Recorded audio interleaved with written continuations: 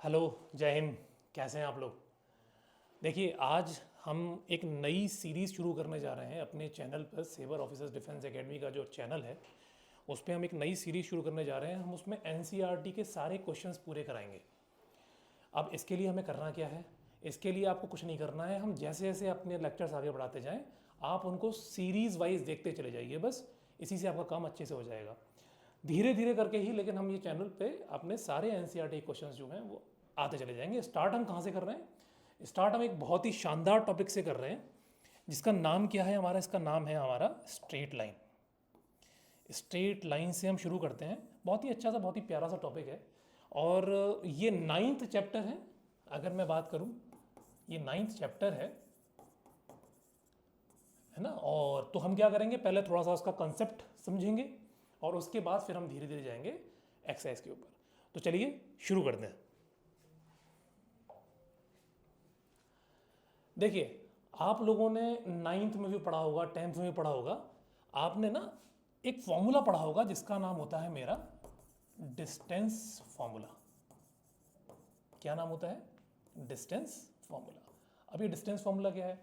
Distance formula मतलब अगर आपको दो पॉइंट्स के कोऑर्डिनेट्स दिए गए हों तो उन दोनों पॉइंट्स के कोऑर्डिनेट्स के बीच की डिस्टेंस कितनी है ये निकालना उस डिस्टेंस फॉर्मूला का काम है। तो अगर मैं डिस्टेंस फॉर्मूला की जो डिस्टेंस उसको डी मानता हूँ और जो मेरे कोऑर्डिनेट्स हैं, मान के चलिए कि आपकी लाइन है, इसके ऊपर आपके दो कोऑर्डिनेट्स हैं, इसके ऊपर आपके दो कोऑर्डिनेट्स हैं। एक कोऑर्डिनेट है मेरा पी एंड दूसरा मेरा कोऑर्डिनेट है क्यू। तो एक तो मेरा हो गया P और दूसरा मेरा कोऑर्डिनेट क्या हो गया? Q। मान के चलिए P के जो कोऑर्डिनेट्स हैं ना वो हैं आपके x1, y1 और जो Q है उसके कोऑर्डिनेट्स हैं आपके x2, y2। और जो ये डिस्टेंस है ना इन दोनों के बीच की, ये डिस्टेंस मान के चलिए कितनी है? D है। ठीक। तो ये जो डिस्टेंस है अगर मैं इसको निकालना चाहूँ तो मैं जो फॉर्मूला लगाऊंगा वो क्या है? D equals to under root of x2 minus x1 का whole square plus y2 minus y1 का होल स्क्वायर। बिल्कुल सिंपल सा फॉर्मूला है। x2 माइनस x1 का whole square plus y2 minus y1 का होल स्क्वायर। तो इससे मेरा क्या निकल के आ जाएगा? इससे मेरा एक डिस्टेंस फॉर्मूला निकल के आ जाएगा जो कि मैं बहुत जगह यूज़ करने वाला हूँ, जो कि मैं बहुत सारी जगह वो यूज़ करने वाला हूँ। ठीक है। ठीक। अब अगर आपने ये समझ लिया हो तो अब हम इसकी नेक्स्ट आगे बढ़ते हैं चीज़ में। आगे देखते हैं कि आगे क्या है। फिर आपने ना एक फॉर्मूला सुना होगा,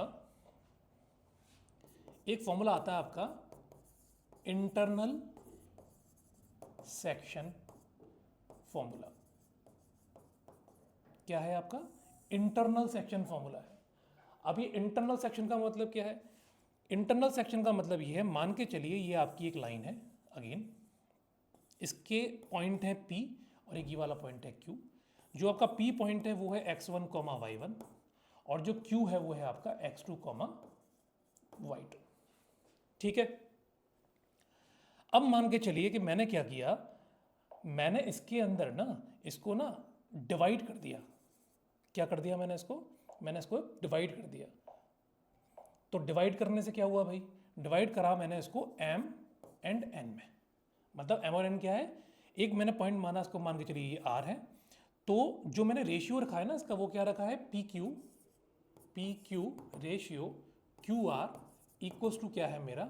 m रेशियो n। ठीक है ना। अब कोऑर्डिनेट्स तो मुझे दे ही रखे हैं x1, y1 and x2, y2। तो जो रेशियो मुझे दे रखा है वो m/n में। तो अगर मैं इसका फॉर्मूला निकाल चाहूँ, मतलब इंटरनल सेक्शन फॉर्मूला निकालना चाहूँ, तो मैं क्या करूँगा, इसमें मैं ना r के कोऑर्डिनेट्स निकालूंगा। आर के मैं क्या निकालूंगा? कोऑर्डिनेट्स।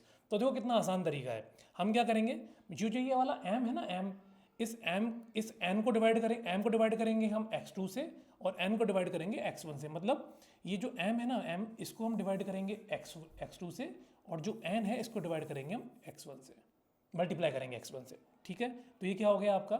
ये हो गया आपका n x1 plus m x2 upon फिर इन दोनों का सम m प्लस n। अब ये इस r पॉइंट का x कोऑर्डिनेट आ गया। ठीक। ऐसे अगर मुझे y निकालना होगा फिर मैं अगेन यही करूंगा, my2 प्लस ny1, क्या करूँगा my2 plus ny1 upon m plus n। बहुत सिंपल सा फंडा है। हमने क्या किया, इंटरनल सेक्शन फॉर्मूला निकालने के लिए हमने एक लाइन को दो पार्ट्स में डिवाइड कर दिया। एक पार्ट मैंने लिया m, दूसरा पार्ट मैंने क्या लिया n, और फिर मैंने क्या किया m, जब मुझे x कोऑर्डिनेट निकालना हुआ उस पॉइंट का जहाँ से मैंने उसको डिवाइड किया हुआ है उस पार्ट को, तो मैंने क्या किया m का मल्टीप्लाई किया x2 से, n का मल्टीप्लाई किया x1 से और दोनों का सम, ऐसे ही m का मल्टीप्लाई किया y2 से, n का मल्टीप्लाई किया y1 से और दोनों का सम। Got it? ठीक, चलिए आगे बढ़ते हैं। अब अगर मुझे इंटरनल सेक्शन फॉर्मूला समझ में आ गया है तो इसी के साथ एक छोटा फॉर्मूला और है, वो क्या है, मिड पॉइंट फॉर्मूला। क्या है, इसी से निकल के आता है, किससे, इंटरनल सेक्शन से। तो ये इंटरनल सेक्शन का ना एक स्पेशल फॉर्मूला है जो क्या है, मिड पॉइंट फॉर्मूला। मतलब आप ये मान के चलिए जो आर है ना वो आपका पी क्यू जो लाइन है उसके मिड में है। अगर ये मिड में हुआ तो क्या होगा, मिड में होने से बेनिफिट ये होगा कि m इक्वल्स टू हो जाएगा n। तो इस कंडीशन में अगर ये r होता तो उस r के जो कोऑर्डिनेट्स होते ना वो क्या होता, अगर मैं m इक्वल्स टू n कर लूँ तो क्या होगा भाई, तो ये होगा x1 plus x2 divide by 2 और जो y का कोऑर्डिनेट होगा वो होगा y1 plus y2 divided by 2। ठीक है, क्लियर समझ में आ गया होगा। Internal section formula, internal section formula से मेरा क्या निकला, मिड पॉइंट फॉर्मूला। ठीक, चलिए इंटरनल सेक्शन तो समझ लिया। अब हम क्या करेंगे, अब हम सीखेंगे एक और फॉर्मूला जो है मेरा एक्सटर्नल सेक्शन फॉर्मूला। क्या है मेरा, अब मेरा सीखूंगा मैं external section formula.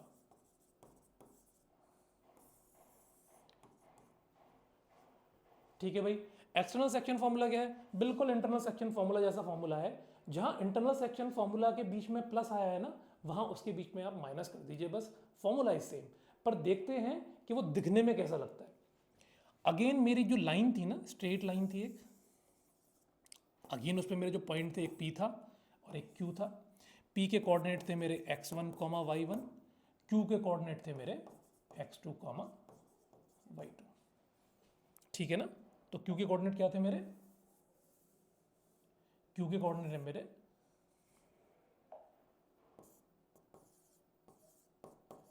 x2, y2। तो मैं क्या करूंगा, अब क्या हो रहा है, बाहर से मुझे एक्सटर्नली सेक्शन करना है इसका, तो एक्सटर्नल सेक्शन के लिए क्या करूंगा, मैं इसको ना आगे की तरफ थोड़ा सा एक्सटेंड करूंगा और मैं यहां बनाऊंगा उस पॉइंट R को जो मेरा पहला सेंटर में था, बीच में था, या इनके इस लाइन के ऊपर कहीं था, उसको मैंने बाहर बनाया। अच्छा, आपको अगर ध्यान हो, उसको बाहर बनाने से क्या बेनिफिट हुआ मेरे को, उसको बाहर बनाने से बेनिफिट कुछ नहीं, मुझे उस एक्सटर्नल सेक्शन फॉर्मूला निकालना है। तो मैं क्या करूंगा, ये बाहर वाली जो लाइन है ना, इसको माना मैंने ये m है, और जो ये अंदर वाला सेक्शन है ना, इसको ये माना मैंने n है। मतलब P Q equals to n है and P R equals to m है। इस कंडीशन में मेरा जो फॉर्मूला बनेगा उसमें मेरे जो r के कोऑर्डिनेट्स आएंगे वो क्या आएंगे, मेरा आया था mx1 minus nx2 upon m minus n, ऐसे ही my1 minus ny2 upon m minus n। मतलब जो आपका इंटरनल सेक्शन फॉर्मूला था वहाँ जहाँ जहाँ प्लस था वहाँ आप माइनस कर दीजिए, तो वो मेरा सेक्शन फॉर्मूला कैसा बन जाएगा, वो बन जाएगा मेरा एक्सटर्नल सेक्शन फॉर्मूला। होपफुली आपको ये चीज़ बहुत अच्छे से समझ में आ गई होगी। ठीक है, चलिए आगे समझ में आ गया है तो हम बढ़ते हैं आगे।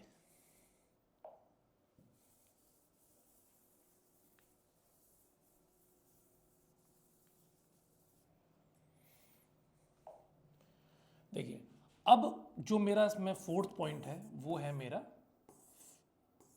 फोर्थ पॉइंट क्या है मेरा,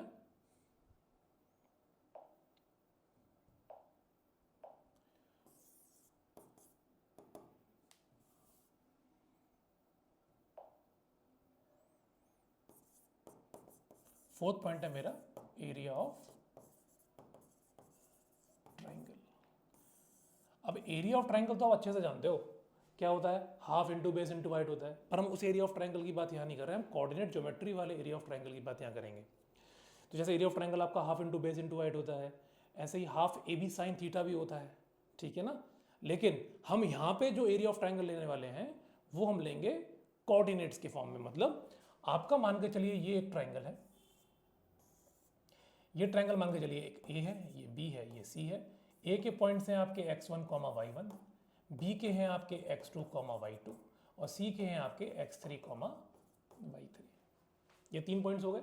अब मुझे इस एरिया का ट्राइंगल निकालना है, तो उसके लिए मुझे मैं क्या करूँगा, एक बड़ा ही छोटा सा एक बेसिक फॉर्मूला निकाल लूँगा। देखिए अभी हम जनरली आप लोग सब 11th क्लास में होंगे, है ना। तो जो 11th क्लास वाले हैं उनको तो मैं फॉर्मूला बेस से समझा सकता हूँ, समझा दूंगा कि फॉर्मूला ये होता है। अगर आप 12th कर चुके हैं और आगे कॉम्पिटिशन की तैयारी कर चुके हैं, कर रहे हैं या कर चुके हैं या फिर 12th के बाद वाले स्टेज में आ गए हैं, तो उस कंडीशन में ये फॉर्मूला बनेगा कैसे, वो अगर समझ लेते हैं तो कैसे बनेगा। आपने डिटर्मिनेंट्स पढ़ा होगा, क्या पढ़ा होगा, डिटर्मिनेंट्स। तो डिटर्मिनेंट में क्या होता है, कुछ इस तरह से होता है x1, x2, x3, y1, y2, y3 and 1, 1, 1, ठीक है। और भार है ना, भार में इसके एक चीज और लगा रहा हूं, क्या लगा रहा हूं, भार लगा रहा हूं मैं इसके मॉड, कि मॉड है, क्या है भाई, ये है मेरा मॉड, ठीक है ना। ये क्या है, मॉड है, मॉड।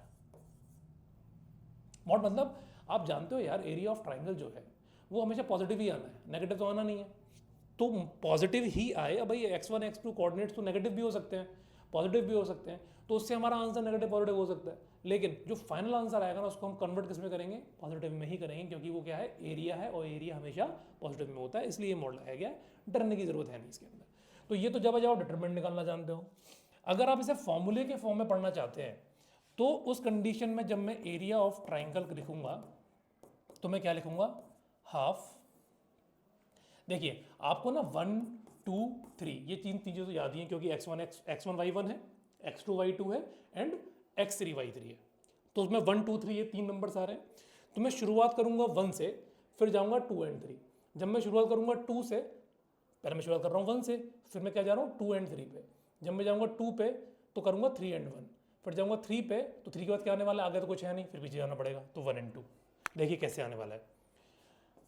x1 लिखा मैंने, अंदर क्या लिखा,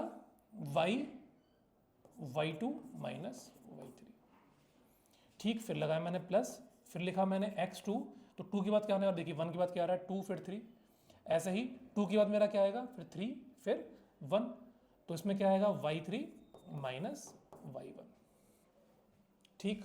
फिर प्लस आएगा बीच में, फिर क्या आएगा x3, तो x3 के बाद क्या आएगा आपका, 3 के बाद फिर वापस मुझे 1 पे आना पड़ेगा, तो ये होगा आपका y1 माइनस y2, ठीक है ना। और ये क्या लगा है मेरा, अगेन ये मेरा लगा है मॉड।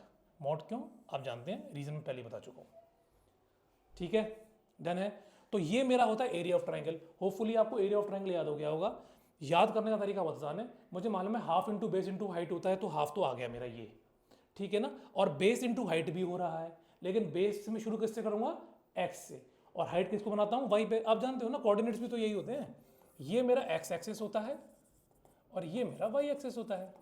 तो भैया बेस तो x ही बनाएगा, तो पहले मुझे बेस इंटू हाइट कहता हूँ, तो बेस x लेके चलना पड़ेगा, फिर हाइट मुझे y लेके चलनी पड़ेगी। लेकिन ये y सिंपल y नहीं होगा, क्या होगा, ये डिफरेंस ऑफ y होगा। और कैसे होगा वो मैं आपको समझा चुका हूँ।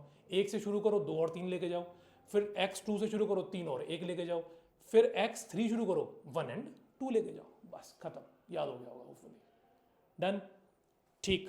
क्या आपको एरिया ऑफ ट्राइंगल में कोई प्रॉब्लम, होपफुली नहीं होगी, ठीक है। तो हम आगे बढ़ें, हाँ चलो।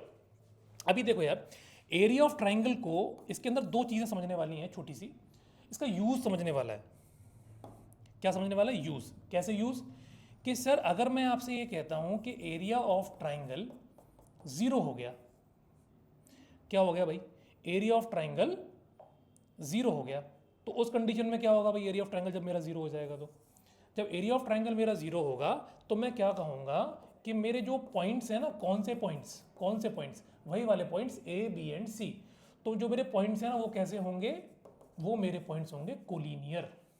कैसे होंगे भाई, वो पॉइंट्स मेरे होंगे कोलिनियर। इसका मतलब क्या हुआ, इसका मतलब ये हुआ कि वो तीनों पॉइंट्स जो है ना वो एक ही लाइन में लाई कर रहे होंगे, होगा भी ना। जब मैं एरिया ऑफ ट्राइंगल 0 कह रहा हूं, इसका मतलब एरिया है ही नहीं, मतलब ट्राइंगल ही नहीं है। तो ये तो एक स्ट्रेट लाइन बनेगी, तभी ऐसा हो सकता है कि ये ट्राइंगल ही ना रहे। तो क्या हो गए, तीनों एक पॉइंट पे लाई करेंगे, तो उस कंडीशन में क्या कहूंगा, वो मेरे पॉइंट्स कैसे हो गए, कोलिनियर हो गए। ठीक है ना। दूसरी चीज क्या इसमें मैं कर सकता हूं यूज, भाई एक तो एरिया ऑफ ट्राइंगल के लिए यूज कर सकता हूं, दूसरा जो मैं इसमें यूज कर सकता हूं वो ये कर सकता हूं कि भाई मुझे मान के चलो कि एरिया ऑफ पॉलीगन निकालना है। क्या निकालना है, एरिया ऑफ पॉलीगन निकालना है। तो उस कंडीशन में मैं क्या करूंगा, मान के चलो कि मेरे को एक रेक्टेंगल का एरिया निकालना है। ये रेक्टेंगल है आपका, और इसका आपको एरिया निकालना है। इसका आपको क्या निकालना है, एरिया निकालना है। तो इस कंडीशन में क्या करोगे, भाई रेक्टेंगल का फॉर्मूला सर आपने नहीं बताया, आपने बताया एरिया ऑफ ट्राइंगल, अब कह रहे हो एरिया ऑफ पॉलीगन में रेक्टेंगल का एरिया निकाल के देखो। अरे बड़ा आसान है यार, आप किसी भी फिगर को नंबर ऑफ ट्राइंगल्स में डिवाइड कर लो। जैसे अगर मैं इस वाले रेक्टेंगल को बीच में से ऐसे करके कट कर दूं, तो क्या होगा, ये एक ट्राइंगल हो गया, दूसरा ट्राइंगल हो गया। अब आप इस ट्राइंगल में एरिया ऑफ ट्राइंगल का फॉर्मूला लगाओ, इस वाले ट्राइंगल में एरिया ऑफ ट्राइंगल का फॉर्मूला लगाओ, दोनों की न्यूमेरिक वैल्यू निकाल के दोनों को ऐड कर दो, एरिया ऑफ रेक्टेंगल आ गया। ठीक, मान के चलो कि मेरे को एरिया ऑफ दिस पेंटागन निकालना होता, एरिया ऑफ पेंटागन। अब एरिया ऑफ पेंटागन निकालने के लिए भैया पूरा फॉर्मूला कौन याद करे उसका, एरिया ऑफ पेंटागन का।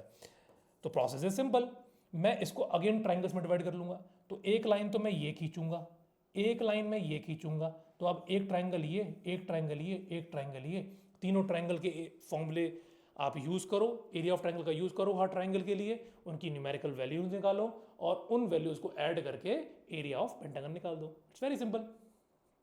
ठीक है, होपफुली आपको ये समझ में आ गया होगा। चलिए ठीक है, अब हम बढ़ते हैं नेक्स्ट स्लाइड के ऊपर। ठीक, तो हमने क्या क्या सीख लिया अभी तक। हमने सीखा सर सबसे पहले स्टार्टिंग में डिस्टेंस फार्मूला, उसके बाद हमने क्या सीखा, internal section formula. Internal section formula के साथ ही हमने सीखा मिड पॉइंट फार्मूला। फिर हमने सीखा एक्सटर्नल सेक्शन फार्मूला। तो इंटरनल और एक्सटर्नल में सिर्फ एक ही फर्क था, जहां प्लस वहां माइनस कर दो। उसके बाद हमने क्या सीखा, उसके बाद हमने सीखा एरिया ऑफ ट्राइंगल। तो एरिया ऑफ ट्राइंगल में क्या देख लिया हमने, एरिया ऑफ ट्राइंगल का फॉर्मूला देख लिया। उसके बाद हमने ये देख लिया कि अगर एरिया ऑफ ट्राइंगल 0 हो तो क्या होता है, और फिर हमने क्या देखा कि अगर हमें एरिया ऑफ पॉलीगन निकालना हो तो हमें एरिया ऑफ ट्राइंगल का यूज करके उस पॉलीगन को कैसे निकालना है, ये सीख लिया हमने। ठीक है, फाइन। ठीक, अब मैं आपको जो कुछ चीज समझाना चाहता हूं वो कुछ इंपॉर्टेंट पॉइंट्स हैं। मुझे उम्मीद है कि आपने ये पॉइंट्स कभी ना कभी कहीं ना कहीं जरूर सुने होंगे। ठीक, जैसे हम बहुत अच्छे से ये चीज जानते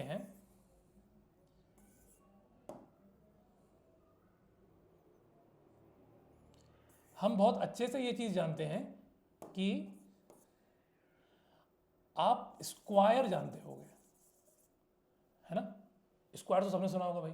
ठीक, दूसरा आपने रोम्बस और सुना होगा। स्क्वायर सुना है एंड रोम्बस सुना है ना। अच्छा, फर्क होता है ना दोनों में भाई। स्क्वायर को हम कहते हैं, क्या कहते हैं भाई, स्क्वायर को हम ऐसा एक फिगर मानते हैं जिसकी चारों साइड्स इक्वल होती हैं, ये सब बराबर। यार ये तो रोम्बस में भी होता है। रोम्बस जो होता है उसकी भी चारों साइड्स इक्वल होती हैं। तो फर्क क्या है स्क्वायर और रोम्बस के अंदर, स्क्वायर और रोम्बस के अंदर। अच्छा, एक चीज और होती है, अगर मैं इसके डायगोनल खींचूं स्क्वायर के, तो स्क्वायर के डायगोनल्स भी आपस में बराबर होते हैं भाई। स्क्वायर के डायगोनल्स भी आपस में बराबर होते हैं। पर क्या रोम्बस के अगर मैं डायगोनल्स खींचूं तो क्या वो आपस में बराबर होते हैं, नहीं। तो रोम्बस जो होता है ना, रोम्बस, उसके diagonals are not equal and square diagonals are equal. भाई स्क्वायर के डायगोनल्स इक्वल होते हैं और रोम्बस के डायगोनल्स इक्वल नहीं होते हैं। ठीक है ना। और इवन देन 90 डिग्री में भी कट करते हैं एक दूसरे को, ये भी 90 पर कट करता है, ये भी 90 पर ही कट करता है। तो ये दोनों सिमिलैरिटीज हैं। साइड्स दोनों की, इसकी भी चारों साइड इक्वल होती हैं, उसकी भी चारों साइड इक्वल होती हैं।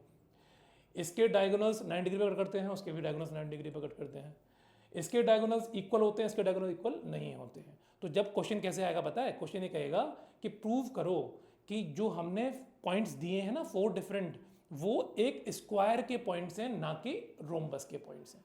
या फिर प्रूव करो कि जो भी हमने चारों पॉइंट्स दिए हैं वो रोम्बस के पॉइंट्स से स्क्वायर के नहीं है। तो हमको ये प्रूव करने में आसानी हो जाएगी, बस कुछ नहीं करना है आपको, आपको डायगोनल्स निकाल के चेक कर लेने हैं उसके। अगर डायगोनल्स इक्वल आते हैं तो स्क्वायर के हैं, अगर इक्वल नहीं आते हैं तो रोम्बस के हैं। Okay fine. तो होपफुली आपको स्क्वायर और रोम्बस में फ़र्क समझ में आ गया होगा। दूसरा फ़र्क जो मुझे समझना है वो समझना है मेरे को रेक्टेंगल में एंड पैरेललोग्राम में। रेक्टेंगल में और पैरेललोग्राम में, कि इन दोनों में बेसिकली क्या फ़र्क होता है। या सुनने में तो सर मालूम है हमको डेफिनेटली, पता नहीं क्यों बता रहे हो आप, लेकिन चलो यार पढ़ ही रहे हैं तो थोड़ा बेसिक अच्छे से ही पढ़ लेते हैं, है ना, और सीख लेते हैं कि रेक्टेंगल और पैरेललोग्राम में क्या फ़र्क है।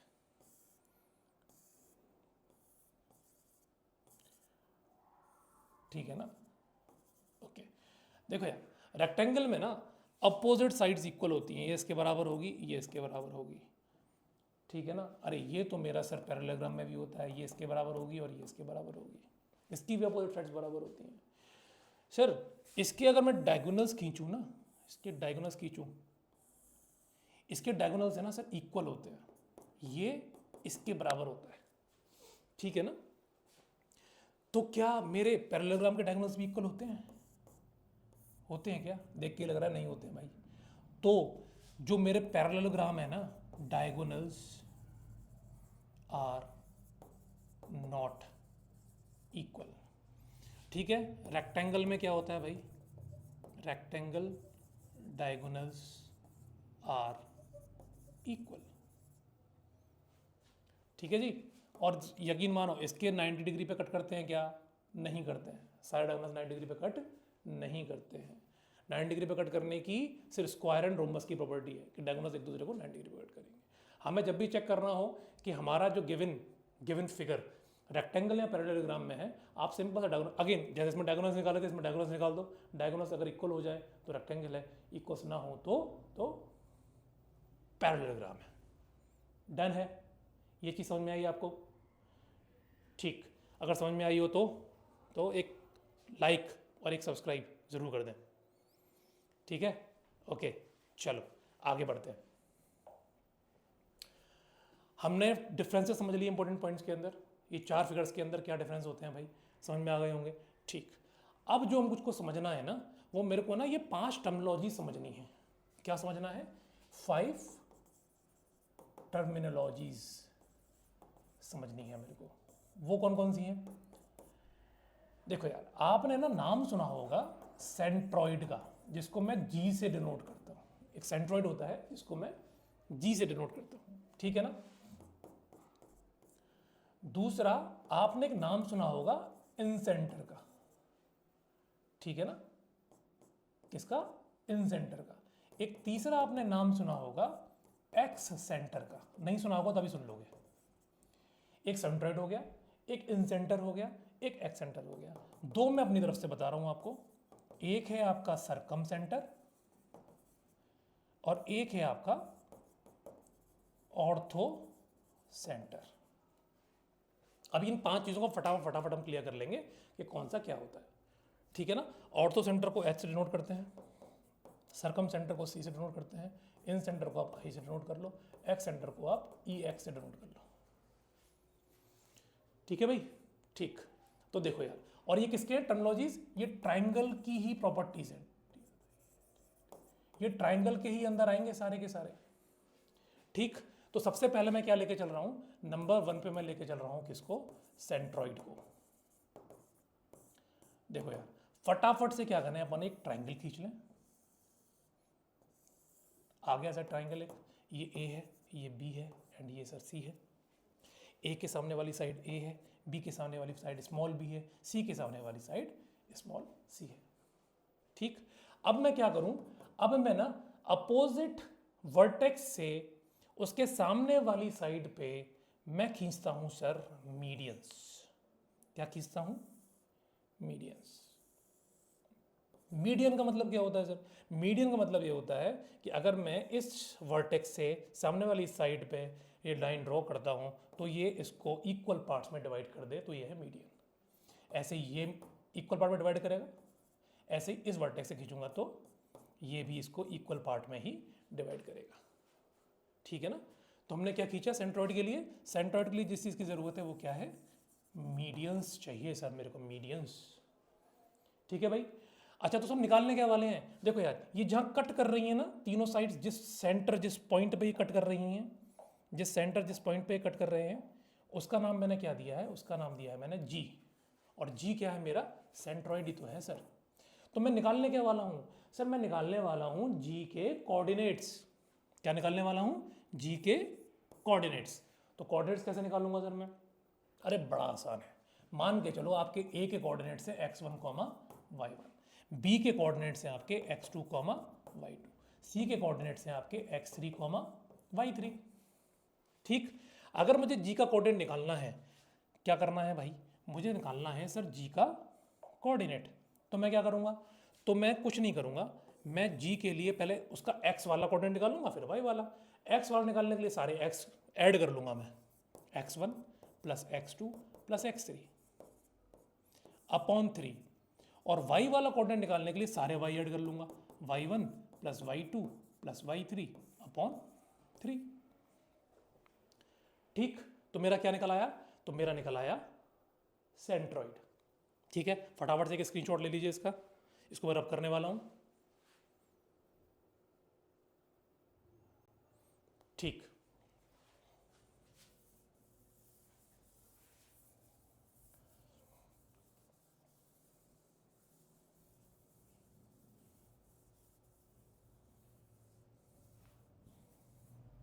सेकंड नंबर पे मेरा क्या है?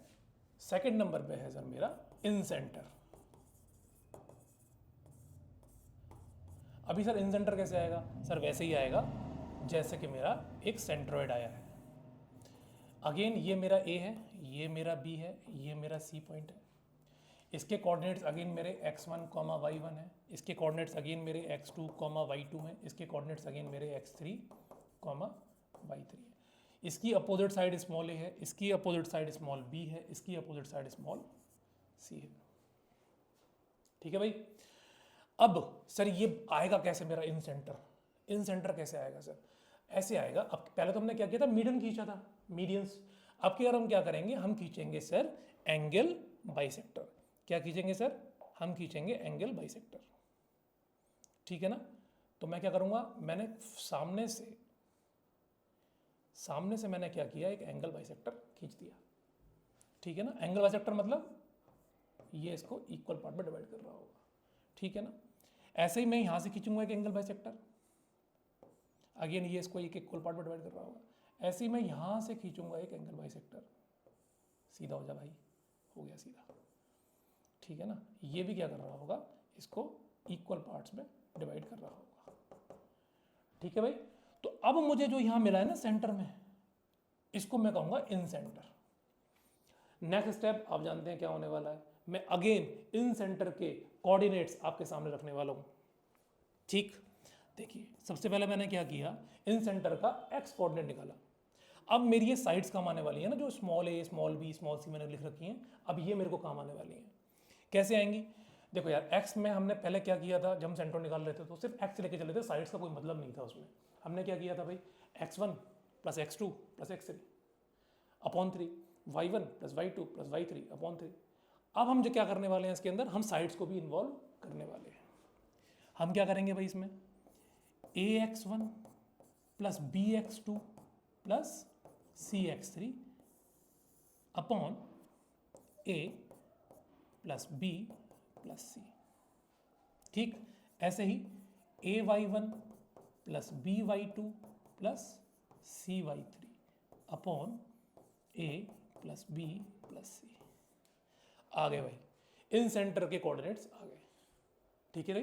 तो हमने पहले निकाला था मीडियन, इसमें हमने क्या किया है? एंगल बाइसेक्टर्स यूज किए हैं, और इसके हमारे कोऑर्डिनेट्स क्या है इन सेंटर के आपके सामने। फटाफट से स्क्रीनशॉट ले लीजिए इसका एक।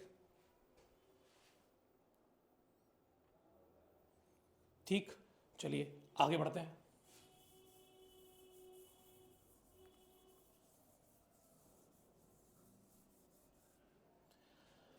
अब मैं जो करने वाला हूं वो है मेरा, एक काम करते हैं पहले ना, इन सेंटर के बाद पहले ना आप एक ऑर्थो सेंटर समझ लीजिए कि ऑर्थो सेंटर क्या होता है। तो सिर्फ सेंटर समझना है, इसकी डेफिनेशन से फटाक से समझेंगे इसको। ये मैंने ट्राइंगल खींचा, अगेन ए बी एंड सी, ठीक है। अब मैं क्या करूंगा, ऑर्थो सेंटर के लिए मैं खींचूंगा इसके अंदर एल्टीट्यूड्स। क्या खींचूंगा भाई, सिंपल एल्टीट्यूड। एल्टीट्यूड का मतलब क्या होता है, यहां से मैंने ड्रॉप किया एक परपेंडिकुलर, सिमिलरली यहां से मैंने ड्रॉप किया एक परपेंडिकुलर, सिमिलरली मैंने यहां से ड्रॉप किया एक परपेंडिकुलर, और ये जहां काट रहे हैं ना उसको मैं क्या कह रहा हूं, ऑर्थो सेंटर है। उसको मैं क्या कह रहा हूं, ऑर्थो सेंटर है। और ऑर्थो सेंटर को किससे लिखता हूं मैं, एच से लिखता हूं, ठीक है ना। ये क्या है बेटा, ये है एल्टीट्यूड। तो ऑर्थो सेंटर किससे आया, ऑर्थो सेंटर आया मेरा एल्टीट्यूड से आया, ठीक है भाई, ठीक ठीक। चलिए अब मेरा जो ऑर्थो सेंटर तो एल्टीट्यूड से आ गया, तो सर एक बार बता दीजिए मेरे को कि सरकम सेंटर किससे आया। सरकम सेंटर सर आपने किससे लिया, अगर ये आपने इससे ले लिया तो बहुत आसान है। सरकम सेंटर को समझना भी बहुत आसान है। कैसे, अगेन ये आपका ए हो गया, ये आपका बी हो गया, ये आपका सी हो गया, ठीक है जी। अब हम क्या करेंगे, यहां तो हमने ऑल्टीट्यूड्स ड्रॉप किए हैं बेटा, अपोजिट वर्टेक्स से हमने ऑल्टीट्यूड्स ड्रॉप किए हुए हैं। यहां पे हम क्या करेंगे, यहां पे हम खींचेंगे एंगल बाइसेक्टर। यहां पे हम क्या खींचेंगे, परपेंडिकुलर बाइसेक्टर। यहां पे हम क्या खींचेंगे बेटा, यहां पे खींचेंगे हम परपेंडिकुलर बाइसेक्टर्स। सर दोनों में क्या फर्क है, बहुत बड़ा फर्क है। परपेंडिकुलर बाइसेक्टर का मतलब ये होता है कि इस लाइन पर परपेंडिकुलर होना चाहिए और इस लाइन को बाइसेक्ट भी करना चाहिए। वो जरूरी नहीं है कि वो यहीं से होके जाएगा भाई, जा भी सकता है। किस केस में, इक्विलेटरल ट्रायंगल के केस में, ठीक है ना, पर जरूरी नहीं है वो हर ट्रायंगल के केस में जाएगा। तो हम एक जनरलाइज फॉर्म लिखते हैं उसकी, क्या है वो, मुझे खींचना है यहाँ पे एक परपेंडिकुलर बाइसेक्टर। ये कर दिया मैंने बाइसेक्ट, और ये क्या है इस पे परपेंडिकुलर। सिमिलरली इस लाइन का परपेंडिकुलर बाइसेक्टर खींचा मैंने, इस लाइन का एक परपेंडिकुलर बाइसेक्टर खींचा, ये लाइन इसकी ये दोनों बराबर पार्ट्स हैं। सिमिलरली मैंने इस लाइन का एक परपेंडिकुलर बाइसेक्टर खींचा, इस लाइन का एक परपेंडिकुलर बाइसेक्टर खींच दिया मैंने, ठीक है ना। तो ये क्या हुआ, ये वाली लाइन, ये वाला पार्ट भी इस वाले पार्ट के बराबर हो गया। तो यहां तो मैंने क्या खींचा, यहां तो मैंने खींचे एल्टीट्यूड्स, सिर्फ अपोजिट वर्टेक्स से सामने परपेंडिकुलर ड्रॉप कर दिया अपोजिट साइड की तरफ। लेकिन सरकम सेंटर में मैंने क्या किया है, सरकम सेंटर में मैंने परपेंडिकुलर बाइसेक्टर खींचे हैं जो कि सिर्फ और सिर्फ साइड से रिलेटेड हैं, ठीक है। इस कंडीशन में मेरे को जो मिला ना, वो क्या मिला, सरकम सेंटर मिला सर। इस कंडीशन में मेरे को सरकम सेंटर मिल गया, ठीक है। होपफुली आपको बात समझ में आ गई होगी। फटाफट से एक स्क्रीनशॉट ले लीजिए।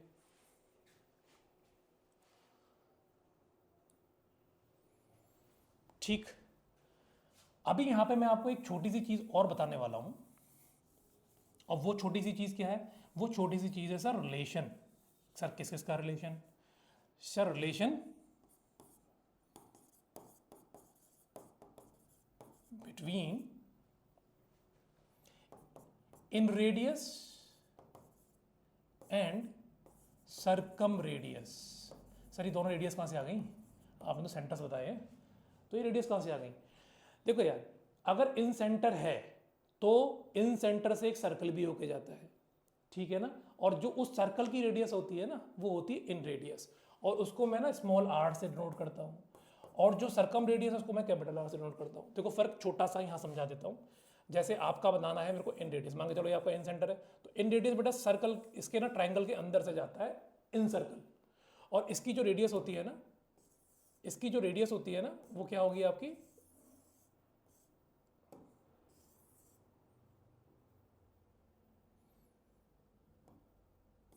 इसकी जो रेडियस होगी वो क्या होगी आपकी, इन रेडियस होगी।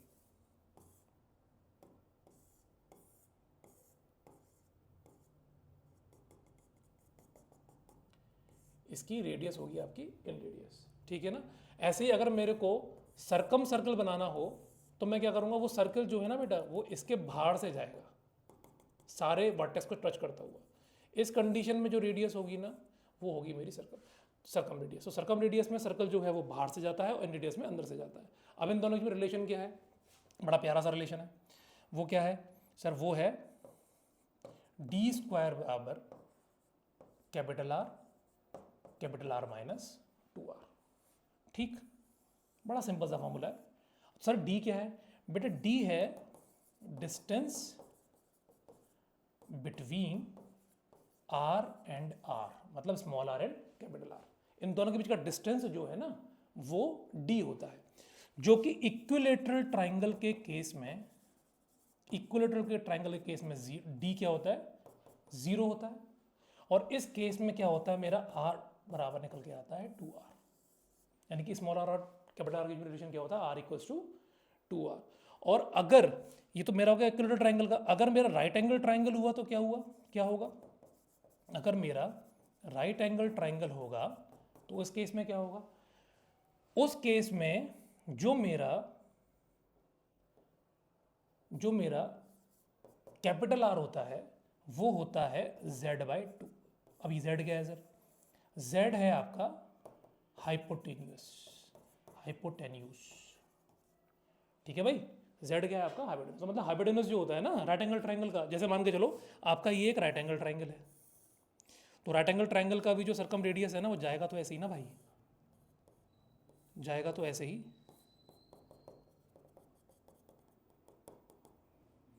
ठीक भाई, जाएगा तो ऐसे ही। तो इस केस में ना बिल्कुल सेंटर पे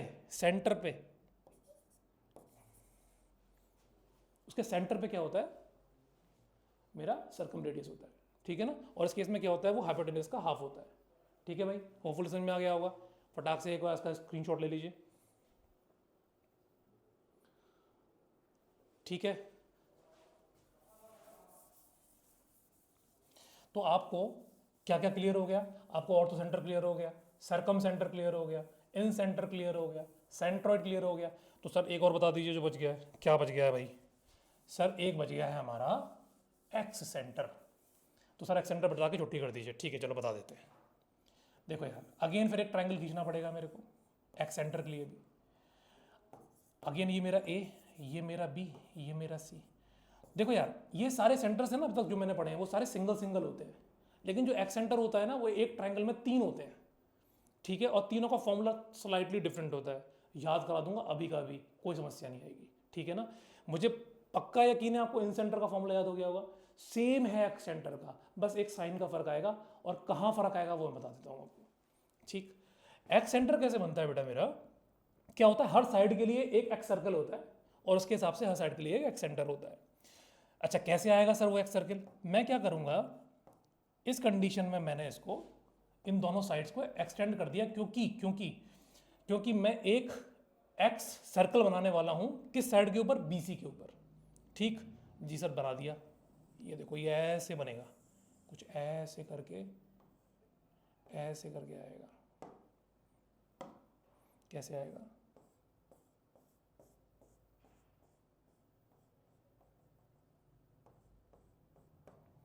ऐसे करके आएगा। अच्छा सर इसका आपने सेंटर कैसे निकाला होगा, देखो सेंटर कैसे निकाला है, जब मैंने इसको एक्सटेंड किया ना इन दोनों लाइंस को, तो एक तो एंगल मेरा अंदर वाला एंगल है जो कि ये वाला है, और एक मेरा बाहर वाला एंगल है जो कि ये वाला है, इस लाइन का है कि नहीं। मैंने क्या किया, इस बार इस एंगल को जो एक्स का एक्सटर्नल एंगल है ना, एंगल बी और एंगल सी का, एक्सटर्नल एंगल का मैंने बाइसेक्टर खींचा, मतलब ये और ये बराबर होंगे। ऐसे ही मैंने इस साइड से भी एक बाइसेक्टर खींचा। ठीक है ना, इसमें ये और ये बराबर होंगे। सिर्फ इतना ही नहीं, जो अपोजिट डायरेक्शन में एक और मेरा वर्टेक्स बचा हुआ है ना, यहां का भी मैंने बाइसेक्टर खींचा, लेकिन ये इंटरनल बाइसेक्टर है, इसका इंटरनल बाइसेक्टर,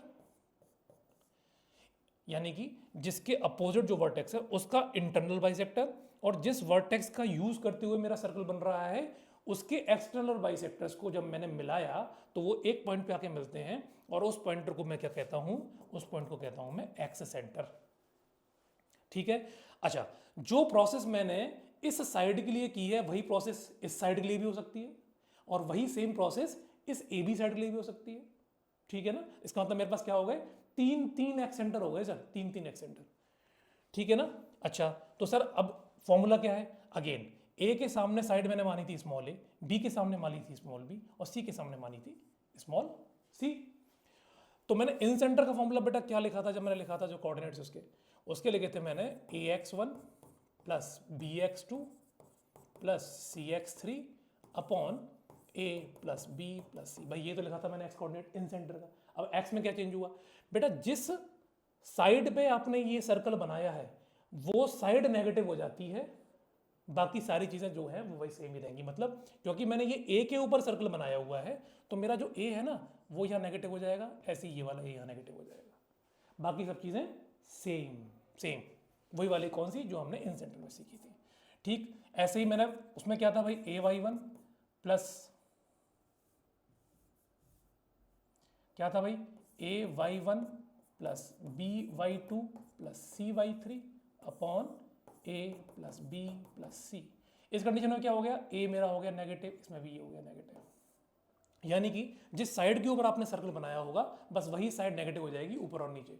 अगर मैं b पे बनाता तो होता ये ax1 minus bx2 plus cx3 upon a minus b plus c। अगर मैं c के ऊपर बनाता तो क्या होता, ax1 plus bx2 minus cx3 upon a plus b minus c। ऐसे ही y में वो सेम चेंजेस रिफ्लेक्ट होते हैं।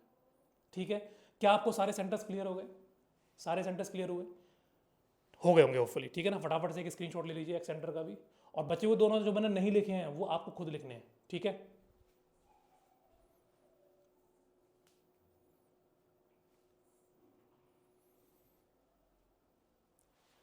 तो आज फिलहाल इस वाले लेक्चर को मैं यहीं खत्म करता हूँ। इसमें 2-3 पॉइंट्स और बचे हुए हैं, वो मैं आपको नेक्स्ट लेक्चर में विद एक्सरसाइज बताऊंगा जो कि 9.1 एक्सरसाइज है।